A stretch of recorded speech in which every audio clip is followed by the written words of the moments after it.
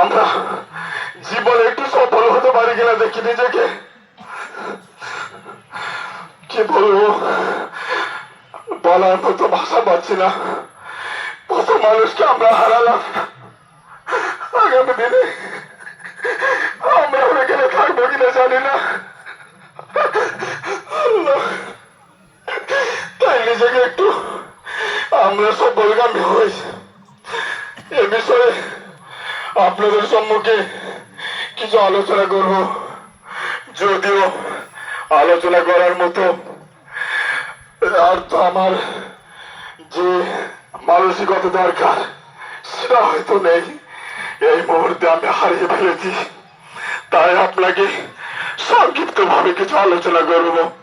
আপনি যদি আপনার জীবনে বাস্তবতা রূপ দিতে পারেন তাহলে আপনি জীবনে সফলকামী হবেন।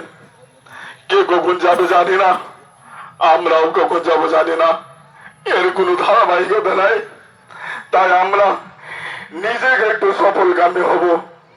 আল্লাহ তাআলা এই যে আমাদের রমজান মাস গত হয়ে গেল, এই মাসে কিসের জন্য এত ফজিলত, কিসের জন্য এর গুরুত্ব আল্লাহ তাআলা পবিত্র কালাম মাজিদের মধ্যে বলছেন, শাহরুল মাওয়ান আল্লাযী উনজিলা ফীহিল কুরআন।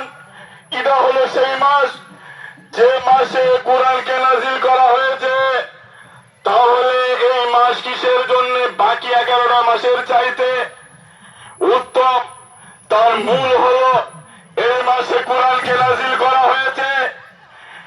শেষ দশকের যে লাইলাতুল কদর, এটা কিসের জন্য সফলকামী? সফলকামী এই